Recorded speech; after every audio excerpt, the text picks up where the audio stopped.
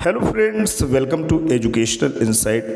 दोस्तों, इस वीडियो के अंतर्गत हम बात करने जा रहे हैं पीएम पोषण योजना अंतर्गत रसोइयों का चयन आप कैसे करें या पूर्व में कार्यरत जो भी रसोइयाँ माताएं हैं, बहनें हैं, उनका नवीनीकरण आप कैसे कर सकते हैं। तो इस वीडियो के अंतर्गत हम पूरा का पूरा आपको मार्गदर्शन करेंगे। आने वाला जो भी 7 से 10 मिनट का समय है आपके लिए बहुत ही ज़्यादा इम्पोर्टेंट और इन्फॉर्मेटिव होने जा रहा है। अगर आपके विद्यालय में पीएम पोषण योजना के तहत मिड डे मील का संचालन किया जाता है, चाहे वो परिषदीय विद्यालय हो, चाहे वो सरकार द्वारा मान्यता प्राप्त एडेड विद्यालय हो, तो कैसे रसोइयों का आप चयन करेंगे, उसके संबंध में ये वीडियो आपके लिए बहुत ही ज़्यादा इम्पोर्टेंट और इन्फॉर्मेटिव होने जा रहा है। बिना देर किए आज दोस्तों आते हैं गाइडलाइंस पे। एक अति महत्वपूर्ण पत्र है जिसमें व्यक्तिगत ध्यान की अपेक्षा की गई है। कार्यालय जिला बेसिक शिक्षा अधिकारी प्रतापगढ़, निकट स्पोर्ट्स स्टेडियम, मीरा भवन, प्रतापगढ़, उत्तर प्रदेश द्वारा निर्गत हुआ है। पत्रांक बेसिक एमडीएम, दिनांक 23/3/2024 को यह पत्र निर्गत हुआ है। समस्त खंड शिक्षा अधिकारी जनपद प्रतापगढ़ को प्रेषित संदर्भित पत्र है। विषय है पीएम पोषण योजना से आच्छादित विद्यालयों में रसोइयों के चयन नवीनीकरण के संबंध में। तो दोस्तों, इसमें सबसे इम्पोर्टेंट बात यह है कि सचिव उत्तर प्रदेश शासन के पत्र संख्या जो कि यहाँ पे दिया गया है, अनुभाग लखनऊ, दिनांक 24 अप्रैल 2010 का संदर्भ ग्रहण करने की बात हो रही है, जिसके द्वारा मध्याह्न भोजन योजना से आच्छादित रसोइयों के चयन के संबंध में निर्देश दिए गए हैं, जिसका संक्षिप्त विवरण निम्नवत है। यहाँ पे दोस्तों विद्यालयों में जो नामांकित छात्रों की संख्या है उसी के अनुरूप रसोइयों का चयन होना है। अब यहाँ पे आप देख लीजिए, क्या आपके विद्यालय में 25 तक बच्चों का नामांकन है। अगर 1 से 25 तक बच्चों का नामांकन है तो 1 रसोइया की नियुक्ति होगी। अगर ये नामांकन 26 से 100 बच्चों के बीच में है तो 2 रसोइया कार्य करेंगे। अगर ये नामांकन 101 से 200 के बीच में है, कहने का मतलब ये है कि नामांकन की बच्चों की जो कुल संख्या है वो 200 के भीतर है तो 3 रसोइया कार्य करेंगे। और वही अगर 201 से 300 तक के बीच में है तो 4 रसोइया वहाँ पे कार्य करेंगे। 301 से 1000 के बीच में अगर है तो 5 रसोइयाँ, 1001 से 1500 तक है तो 6 रसोइयाँ, और अंत में 1501 से अधिक अगर बच्चे हैं तो 7 रसोइयाँ उस विद्यालय में कार्य करेंगी। ये तो बच्चों की संख्या के आधार पे रसोइयों की संख्या का निर्धारण दोस्तों हुआ। अब चयन हेतु कमेटी बनेगी, समिति बनेगी। ग्राम पंचायत एवं वार्ड समितियों की योजना के कार्यदायी संस्था होने की स्थिति में रसोइयों का चयन शासनादेश दोस्तों दिया गया है। 25 जून 2004 का एक गठित ग्राम पंचायत समिति या वार्ड समिति द्वारा किया जाना है। रसोइयों के चयन हेतु चयन की प्रक्रिया, चयन हेतु अर्हता एवं निष्कासन की प्रक्रिया निर्धारित की जाती है। अब ग्राम पंचायत स्तर पर जो कमेटी बनेगी उस पर माननीय ग्राम प्रधान जी अध्यक्ष होंगे और संबंधित ग्राम प्रधान द्वारा मनोनीत 2 महिलाएं जो कि अभिभावक भी हों। कहने का मतलब जो बच्चे पढ़ते हैं प्राइमरी स्कूल में या किसी भी संस्था में जो मान्यता प्राप्त है, सरकार द्वारा एडेड है, जहाँ मिड डे मील का संचालन होता है, वहाँ जो बच्चे पढ़ते हैं उनके 2 माताएं, उनको सदस्य बनाना है। विद्यालय के हेडमास्टर साहब या हेडमिस्ट्रेस साहिबा जो भी हैं वो सदस्य रहेंगी। 2 पुरुष अभिभावक प्रतिनिधि जो ग्राम प्रधान द्वारा मनोनीत हो। ग्राम प्रधान दोस्तों यहाँ पे 2 पुरुष अभिभावक जिनके बच्चे अध्ययन करते हैं उन्हें मनोनीत करेंगे। 2 महिला अभिभावक जिनके बच्चे पढ़ते हैं उन्हें मनोनीत करेंगे। हेडमास्टर या हेडमिस्ट्रेस सदस्य रहेंगी और ग्राम प्रधान जी अध्यक्ष रहेंगे।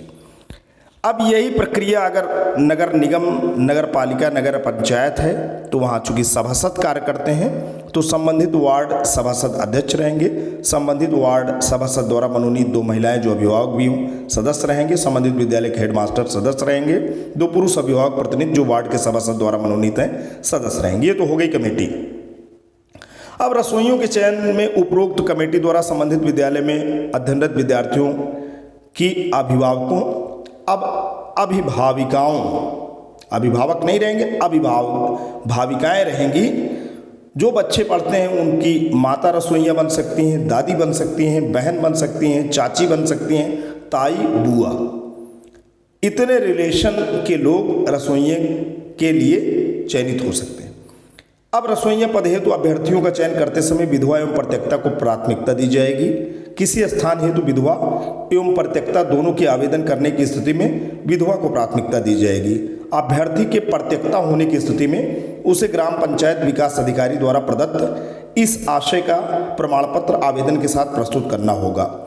फिर आगे का बिंदु कहता है कि रसोइयों के चयन के लिए आवश्यक नहीं कि अभ्यर्थी आवेदन करने वाले विद्यालय से संबंधित ग्राम पंचायत या वार्ड का निवासी हो, तथापि यह अनिवार्य होगा कि उससे संबंधित बच्चा उसी विद्यालय में पढ़ता हो जिस विद्यालय में अभ्यर्थी द्वारा रसोइयाँ रखे जाने का आवेदन किया गया है। रसोइयों का चयन एक शिक्षा सत्र के लिए किया जाएगा। किसी विद्यालय में आवेदन करने वाले रसोइयों में से शासन द्वारा निर्धारित किए जाने वाले मानक के अनुसार अनुमन्य रसोइयों की संख्या के 2 गुना रसोइयों का पैनल तैयार किया जाएगा। जो भी रसोइयाँ हैं, अगर एक रसोइयाँ होनी है तो आपको 2 गुना यानी 2 रसोइयों का चयन करना है। 2 होनी है तो 4 करना है। 2 तो काम करेंगी, 2 पैनल में रखी रहेंगी। 3 रसोइयाँ हैं तो 6 का आपको पैनल बनाना है। 3 कार्य करेंगी और 3 आकस्मिक स्थितियों के लिए कार्य करेंगी। किसी रसोइया की बीमारी अथवा किसी अन्य कारण से अनुपस्थित होने की दशा में रसोइयों के कार्य पर वापस आने तक इन्हें आप लगा सकते हैं। किन्हें लगा सकते हैं भाई? मान लीजिए एक रसोइयों की जगह है तो पैनल में आप 2 रसोइयाँ रखेंगे। एक तो काम कर रही है, अगर बीमार होती है तो वो दूसरी वाली जिसको आपने पैनल में ले रखा है उसे आप इंगेज कर सकते हैं। और जब आप उसे इंगेज करेंगे तो इस रसोइयों को प्रतिदिन ₹45 की दर से मानदेय आप दे सकते हैं। एक दिन का 45 रुपये। जिस दिन पहले वाली रसोइयाँ जो कि बीमार है वो नहीं आ रही तो उसका 45 रुपये उसी का कटेगा, उसी की दर से मानदेय होगा, जो अनुपस्थित रसोइयों की मानदेय से काट करके उसे दे दिया जाएगा। फिर रसोइया चयन करने वाली ग्राम या वार्ड समिति को यह अधिकार होगा कि मध्याह्न भोजन पकाने संबंधी सुरक्षा एवं स्वच्छता संबंधी मानकों के पालन में लापरवाही, अनुशासनहीनता, किसी संक्रामक रोग से ग्रसित होने, किसी दुर्घटना के घटित होने अथवा अन्य कोई युक्त कारण जिसके कारण चयन समिति भोजन ग्रहण करने वाले बच्चों के हित में रसोइयों से कार्य लेना उचित न समझे के विद्यमान होने की स्थिति में रसोइयों को तत्काल प्रभाव से हटाकर संबंधित श्रेणी के अगले अभ्यर्थी को रसोइयों को काम पर लगा सकती है। ग्राम या वार्ड समिति द्वारा रसोइयों की निष्कासन की कार्यवाही हेडमास्टर की रिपोर्ट के आधार पर ही की जाएगी।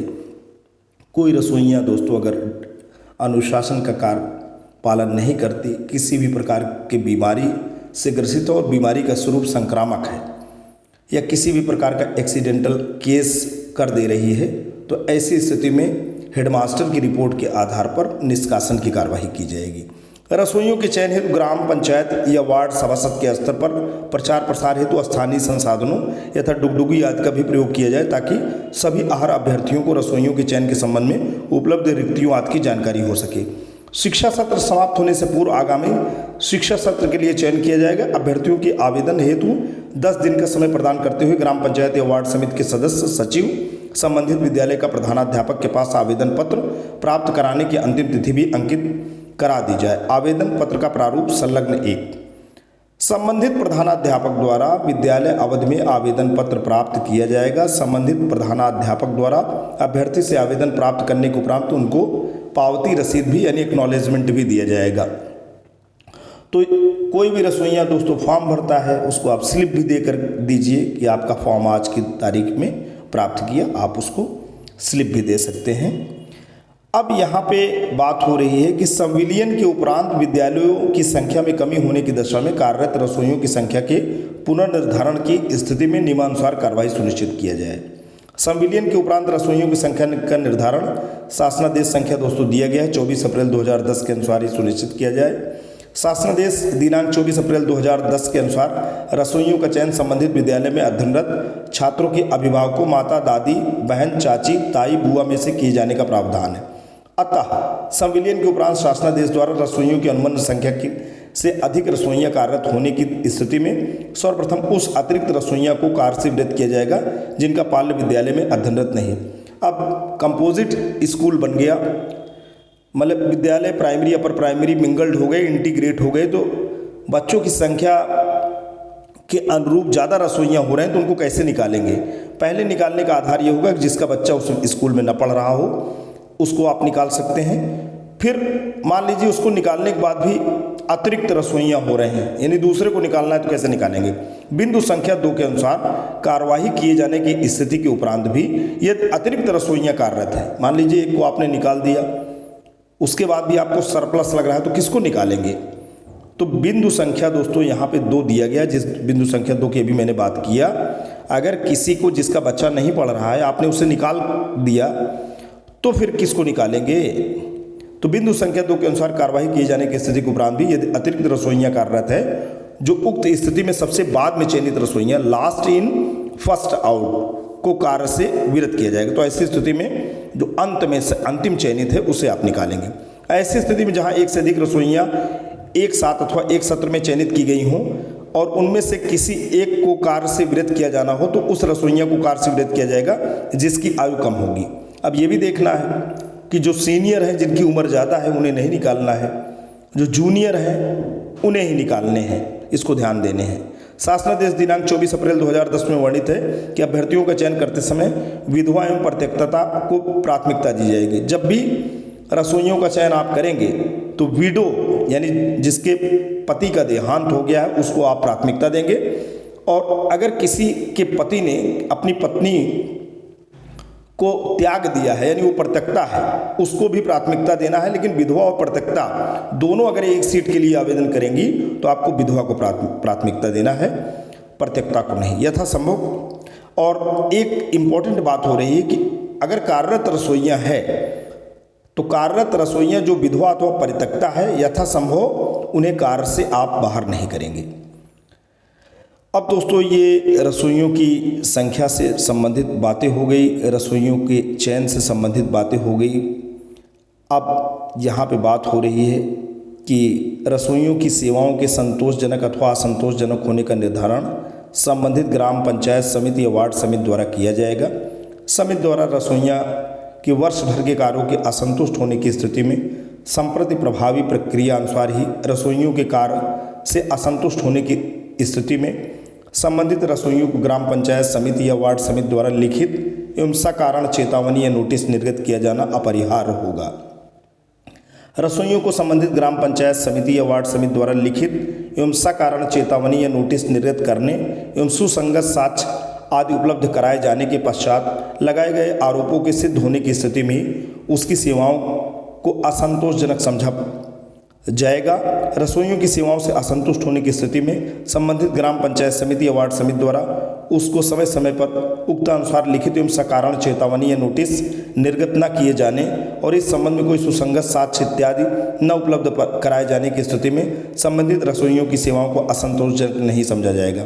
तो दोस्तों जो भी ग्राम पंचायत की कमेटी है, वार्ड कमेटी है, उसको रिटन रूप में लेटर जारी करे कि आपके जो काम है वो डिससेटिस्फाइंग है और बच्चों और स्कूल के लिए किसी भी रूप में जो है स्वीकार्य नहीं है, और इससे जो है पूरी की पूरी कमेटी जो है आपके पुनः चयन पे सहमत नहीं, इसको रिटन लेटर देने होंगे।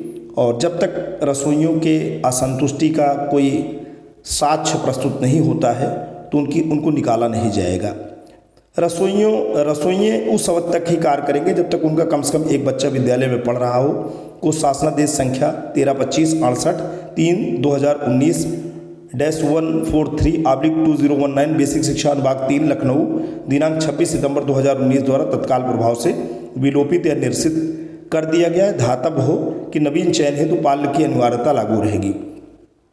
दोस्तों ऐसे बहुत सी रसोइयाँ माताएं हैं, बहनें हैं जिनके बच्चे उस स्कूल से पढ़ के आगे की कक्षाओं में चले गए हैं, अब उनके बच्चे उस स्कूल में नहीं पढ़ रहे हैं, तो क्या ऐसी दशा में उन्हें निकाल दिया जाए?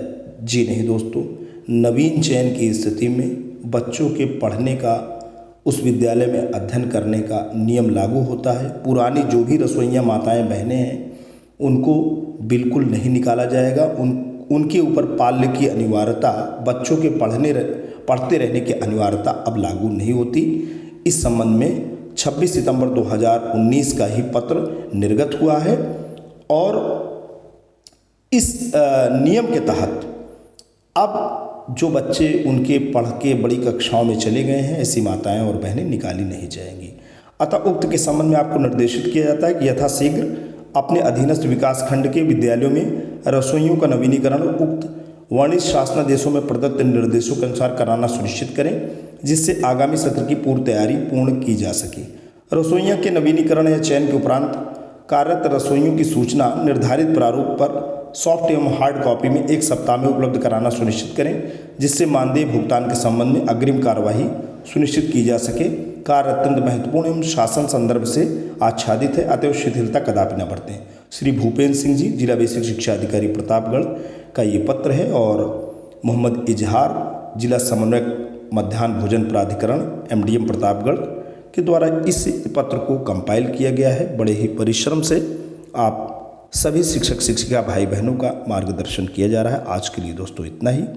वीडियो इन्फॉर्मेशन अगर आपको अच्छा लगा हो, रोचक लगा हो, इन्फॉर्मेटिव लगा हो तो ज़रूर आप इसे लाइक करिएगा। अपने ही शिक्षक शिक्षिका साथी बहनों के मार्गदर्शन के लिए इसको आगे भी फॉरवर्ड करिएगा। दोस्तों आज के लिए इतना ही। वीडियो इन्फॉर्मेशन सही लगा हो, अच्छा लगा हो, मार्गदर्शक लगा हो तो लाइक करते हुए चैनल को जरूर सब्सक्राइब करें। Thanks for watching and listening. This is Ajay Prakash Dubey signing off.